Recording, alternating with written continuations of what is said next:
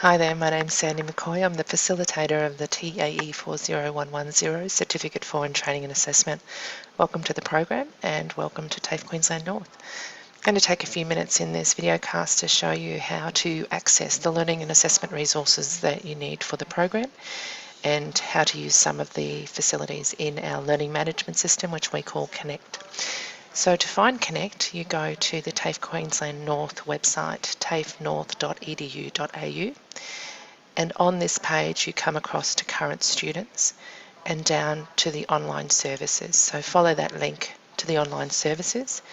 In this list here, you'll find a link to Connect, and then you'll find the log on for Connect.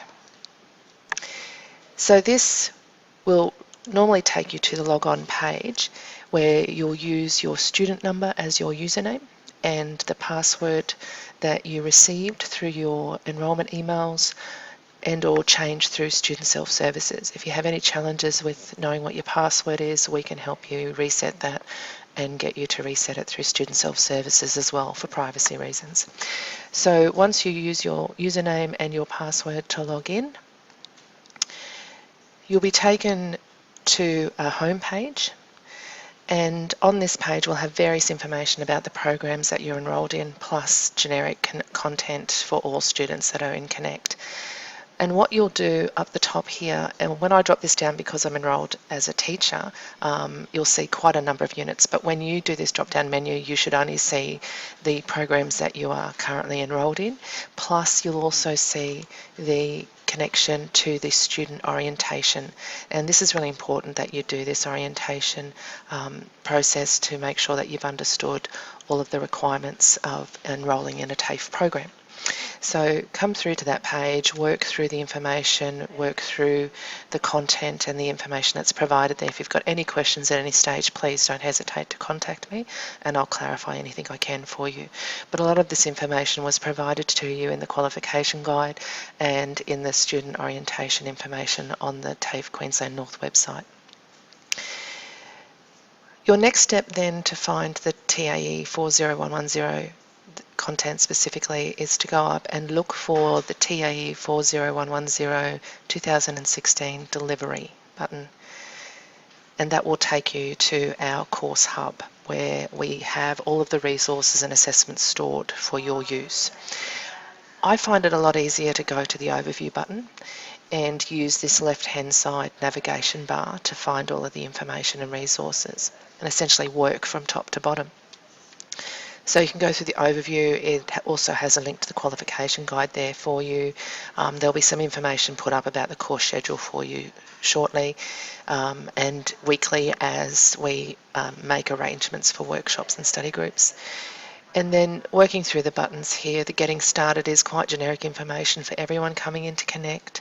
The supplementary resources is where I will upload documents, links, resources that are not specific to the content as such, but more relevant to the program as a whole or to the industry as a whole. So I'll let you know when I put things in there, but it's also a good point to come back and see if there's anything in there that you need to be referring to. And as you can see right now, there's one document which gives you an overview of using naming conventions and version control when you're creating documents in the program.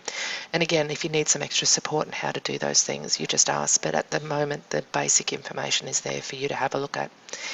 There's a discussion option where we can create some discussion groups, and I might do that over time, just some generic conversations to have around training and assessment where you can start to network with the other people in the program. There's an overview of the assessment requirements in the qualification and an explanation of how it's structured and why we've structured it the way we have. So we have some feedback that there seems to be a lot of assessments. It's really just looking at the fact that we've broken assessment projects down into individual tasks so that we can give you feedback and step you through the program progressively. There's also some information there on why we've sequenced the manuals as we have rather than looking at it unit by unit. If you deliver unit by unit, there's a lot of repetition, and in the workplace and in any workplace, skills and knowledge cluster together. So we use that concept of clustering, and we've developed the program in a sequence that is what you would realistically do out in the workplace. Following that page, we have two content pages at the moment. We have manual number 1 for the presenting skill set, and we have manual number 7.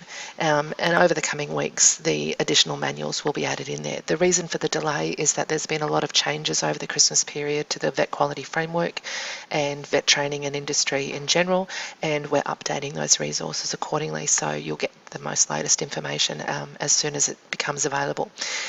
All of these buttons will follow the same format. What you'll find at the start is an introduction to the manual, and I say the manual because it's the easiest way to describe this particular chunk of information.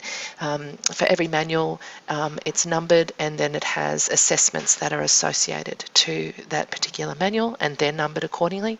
And these manuals, as it says here, identify which units of competency you're addressing as you go through those particular skills and knowledge concepts and the assessments that go with it. So there's a bit of an overview here. Underneath that, what you'll find is the actual manual, which you can download and save to your computer so that you can access it at any time and don't have to keep downloading it from the website. Underneath that, we have templates, which are generally provided in the manual, but it's also provided in Word documents there that are a little bit easier to use, and they will be referred to in the assessments and in the manual as you can use them. And then underneath that, we have the different assessments. And this is where I was saying it looks like there's a lot, but it's really just a couple of big assessment projects broken down into individual tasks. They generally follow the format of some short answer questions to make sure that you've got underpinning theory, and we give you some feedback to make sure that you've got those concepts, and then you can apply them in the next assessment. Then it's planning an assessment project or a task, and then doing the practical, and involved in that practical is a review process. So planning task, observation, practical of doing that task, planning the next task, the practical of doing that task, and that's the way all of the assessments generally work in all of the manuals.